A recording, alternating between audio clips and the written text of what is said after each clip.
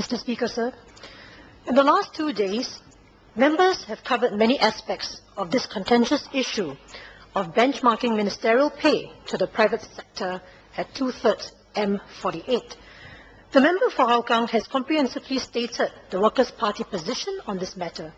The gist of our position is that we should instead consider benchmarking based on the remuneration of political office holders in countries which tick.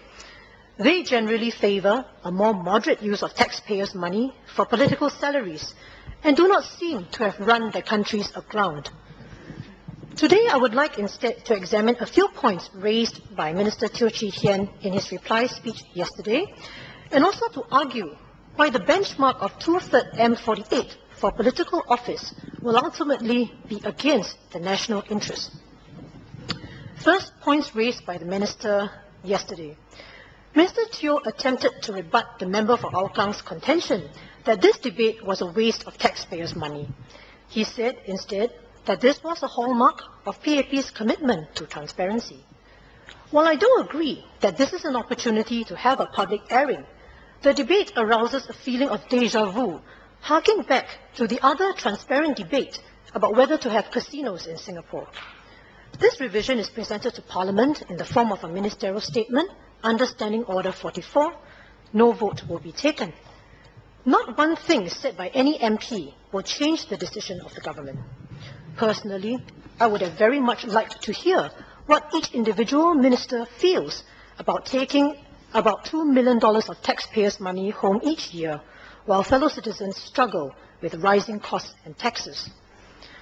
Secondly, Minister Teo mentioned that it was not right to look at how much political leaders elsewhere earn, because our ministers cannot become ministers in other countries. But the comparison is logical, because we are comparing similar skill sets and responsibilities funded by the public. Looking instead at our benchmark of 2/3 M48, how valid is it as a measure of a minister's worth? Is it possible that, in fact, some of our ministers are doing better in cabinet than they would have done in their previous careers? Can we say that each and every minister in cabinet now would have become a top-earning banker, accountant, lawyer, engineer, or CEO? We have all seen instances of civil servants and military personnel embark on second careers in the private sector and find the business world a whole new ball game, and some, in fact, flounder. Thirdly, Minister attempted to show that cabinet salaries were not in the rarefied zone of high flyers by plotting a graph of 1,000 residents and Malaysians. Even so, 1,000 out of the resident workforce of about 1.9 million is less than 0.1%. To be in this group of 1,000 is already to be in a very privileged few, and as far as the public is concerned, is already in the rarefied zone. For the remainder of my speech, I would like to argue why the 2/3 M48 benchmark may ultimately be against the national interest. Economists have noted that globalization increases income disparity. As such, the top earners' salaries will in all likelihood move up further in the future. A few years from now, 2/3 M48 may require us to endorse each cabinet minister's pay for $3 million or $4 million annually. As these pay packets are funded from taxes, including poor people paying GST, how far is the government prepared to go with this? Does it have a threshold of unconscionability? Next, what makes a good minister? There may be differences of opinion, but fundamentally, political leadership is a different creature from administration.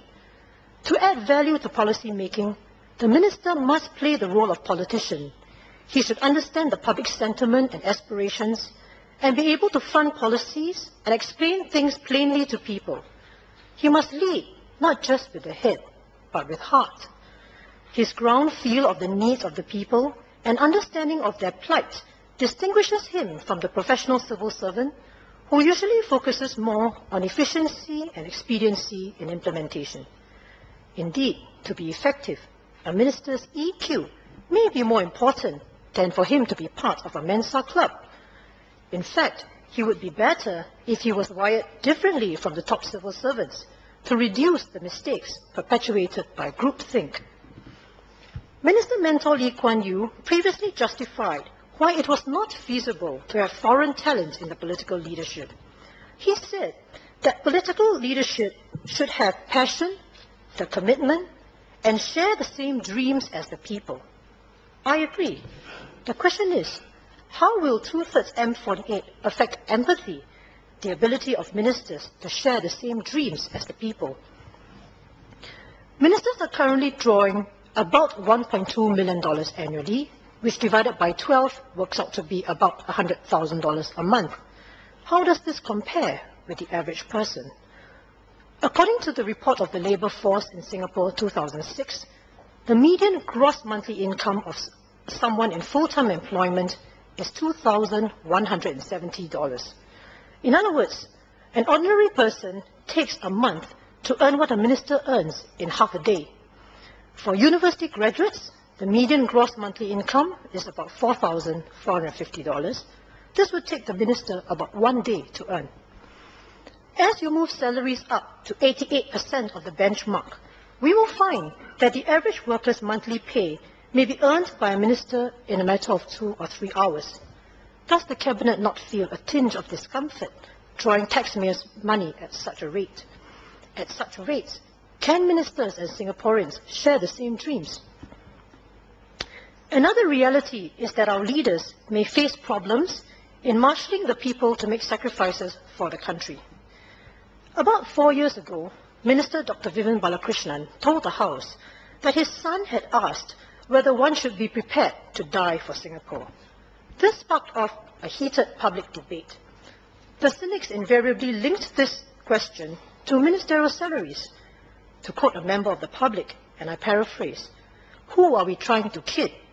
Before we start talking about dying for Singapore, let us look at our leaders. We are told we cannot get good leaders unless we pay top dollar, so why expect more from the rest of us?" Citizens should be able to look to leaders for moral leadership and inspiration. If what they perceive are mercenaries at the helm, then asking them to make sacrifices will be met with cynicism and indifference. This will not bode well for Singapore's future. What will happen when crunch time comes?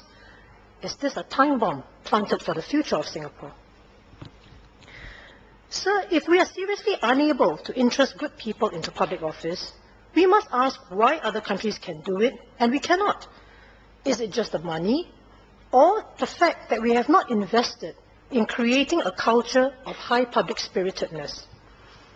In some countries, there are young people who aspire to hold public office.